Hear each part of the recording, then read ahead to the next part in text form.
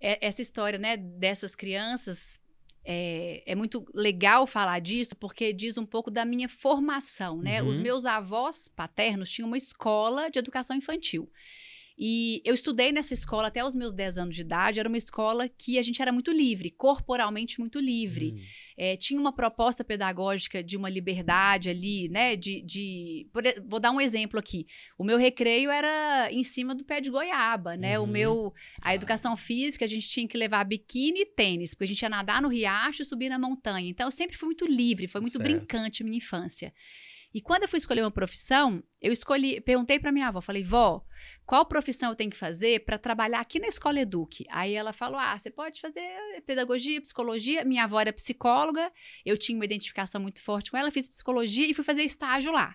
Primeiro período de psicologia, eu já fui para a Escola Eduque. Você queria trabalhar lá? Lá. Eu fui muito feliz lá como criança e eu amava a criança e falei, não, eu quero trabalhar nesse lugar, que é maravilhoso para mim, né? E aí eu comecei a fazer estágio de observação, comecei a fazer estágio aonde precisavam de alguém, eu estava lá.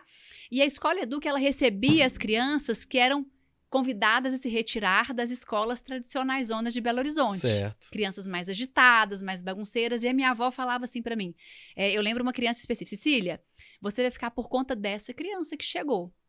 Que não para quieta e você vai acompanhar essa criança fora de sala de aula. Não preocupa em levá-la para dentro de sala.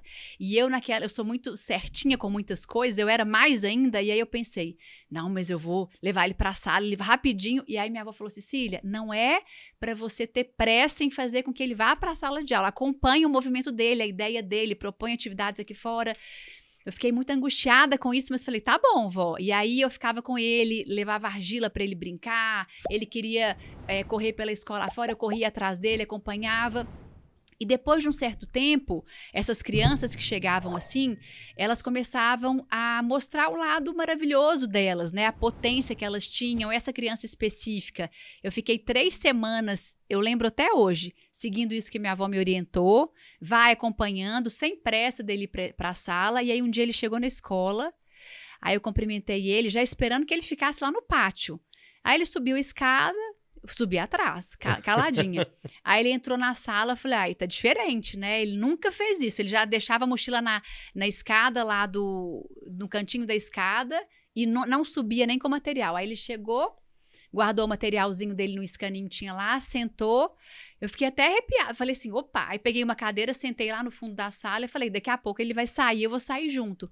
E ele ficou. E não saiu mais. E todo dia ele ficava.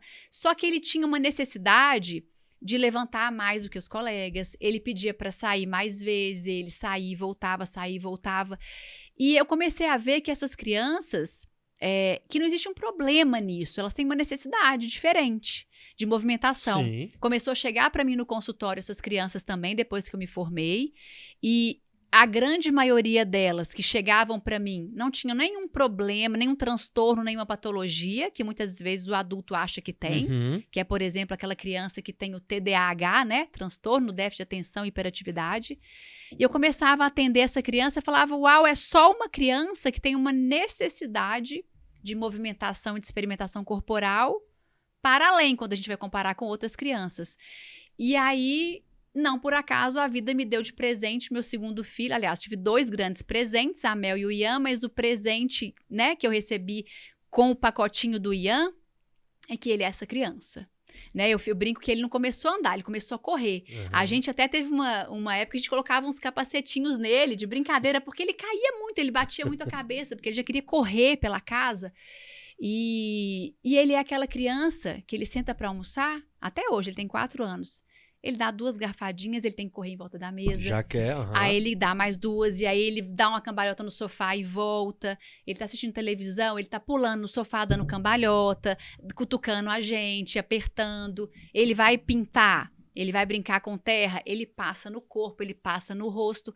E eu comecei a compartilhar as minhas vivências com ele nas redes sociais e comecei a falar, meu menino do movimento, minha criança do movimento, até para tirar esse estigma de criança agitada demais, de terrível, de criança impossível, sem limite.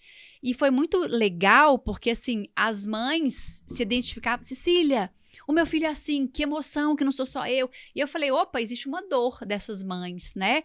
E eu comecei a sentir visceralmente o desafio que é acompanhar um exemplarzinho desse, porque o Ian, ele acorda às 5h30 da manhã.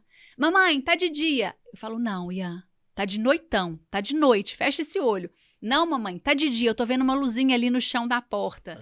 E ele acorda às 5h30 da manhã e ele não quer dormir. Um dia ele falou que ele odeia dormir. Por que o Deus criou a noite? Porque ele quer brincar. Então, comecei a falar sobre essas crianças dessa forma. E criança do movimento, quem que é? É essa criança que tem uma necessidade de movimentação, né? E aí, só uso um comparativo. Do mesmo jeito que tem aquela criança que ama ler, né? Eu tenho uma sobrinha que ama ler, desde pequenininha. Natal, ela pede livro para todo mundo. Ela fez 15 anos, eu falei, Júlia, o que você quer ganhar de 15 anos? Achando que era uma coisa de adolescente, né? Alguma coisa que eu nem conhecia. Eu quero... Tem 3 coleções de livros que eu adoro, que eu ia adorar ganhar qualquer livro. Eu falei, uau, o que a gente faz com uma criança que ama ler? Acha bonito, acha legal, dá livro, né? A gente estimula. O que a gente faz com uma criança que tem uma necessidade de movimentar? A gente precisa fazer a mesma coisa, achar bonito, uau, é uma potência dessa criança. Vão levar para o parque, vão passear, vão acordar mais cedo.